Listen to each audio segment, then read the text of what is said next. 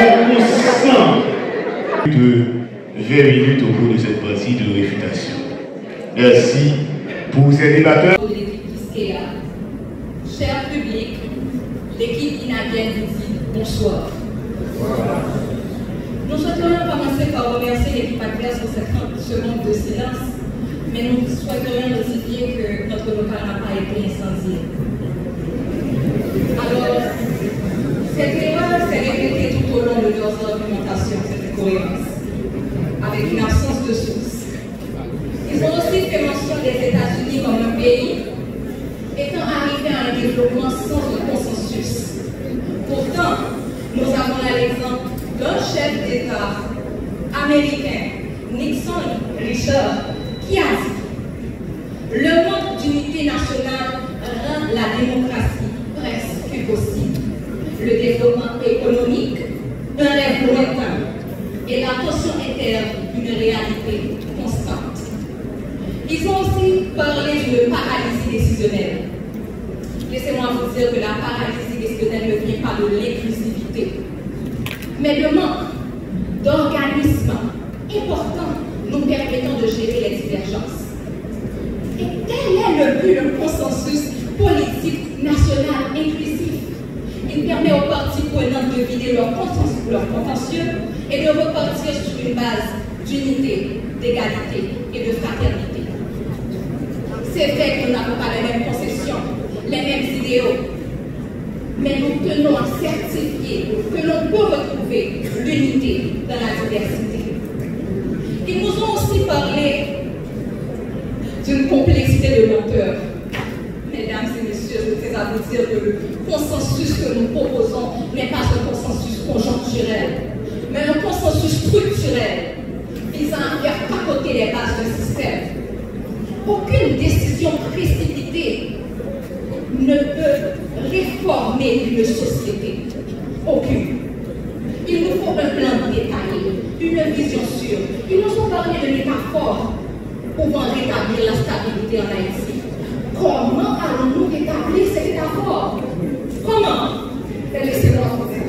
Avec un consensus politique national inclusif. Nous tenons aussi à vous faire savoir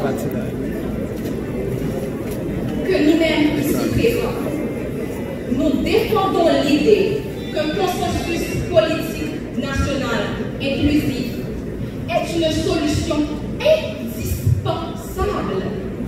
Il n'est pas tenu de prendre par exemple des pays qui n'ont pas la même réalité que nous. C'est pourquoi dans le sujet, on fait appel à national. À l'heure d'aujourd'hui, Haïti, certes, connaît une période d'urgence, mais il ne faut pas nous précipiter. Il nous faut établir des bases. Il nous faut établir un plan. Il nous faut avoir une vision de consensus national politique inclusif seulement peut nous permettre d'établir. Mesdames et messieurs, je fais appel à l'haïtien qui est en vous. Je vous demande de sortir de cet état second qui vous empêche de voir la nécessité d'un consensus politique national inclusif en Haïti. Nous n'irons nulle part en se précipitant. Nous avons besoin de base, nous avons besoin d'une vision. Que seul un consensus national, politique, inclusif peut nous permettre d'avoir. Telle est la position de l'équipe de l'Inabi. Merci.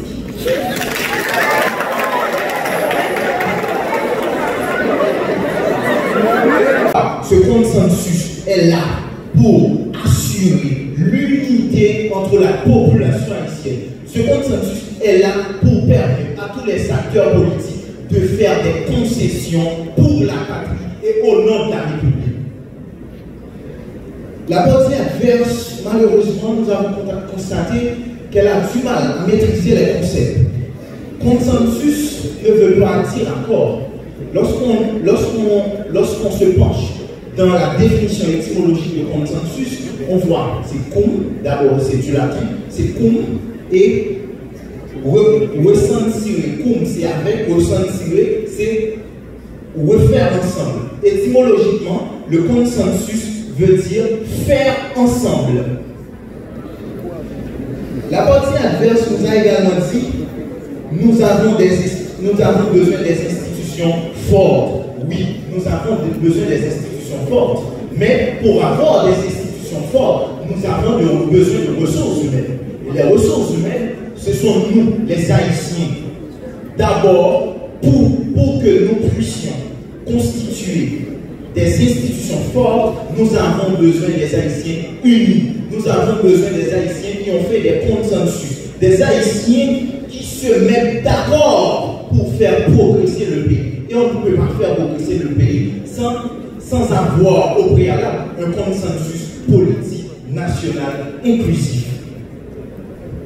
Mesdames et messieurs, la partie adverse a pris l'exemple de Singapour pour montrer qu'un consensus ne réussira pas. Mais je dois leur dire qu'il faut suivre les bons exemples. Des exemples comme l'Afrique du Sud, pour sa part, qui aujourd'hui a une économie florissante. Des exemples comme le Rwanda, après le génocide des Tutsis, qui aujourd'hui est une référence en matière de nouvelles technologies de l'information et de la communication en Afrique. Mesdames et messieurs, la partie adverse nous a dit que l'innovation se repose sur prendre des risques. Non. L'innovation se repose plutôt sur des plans bien calculés, bien planifiés, bien réfléchis.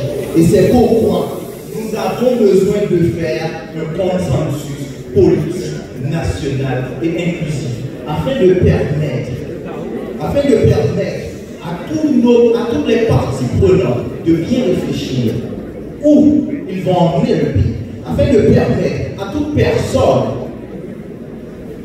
de bien vouloir, afin de permettre à chaque individu qui se trouve dans la société de se mettre d'accord pour aller vers l'avant, ainsi nous aurons la justice sociale, le respect des droits fondamentaux, les besoins du peuple, qui c'est exactement, mesdames et messieurs, c'est l'objectif d'un consensus politique national que nous prenons tous. Mesdames et messieurs, entendez-vous, faisons ensemble un consensus politique national pour l'unité de la nation.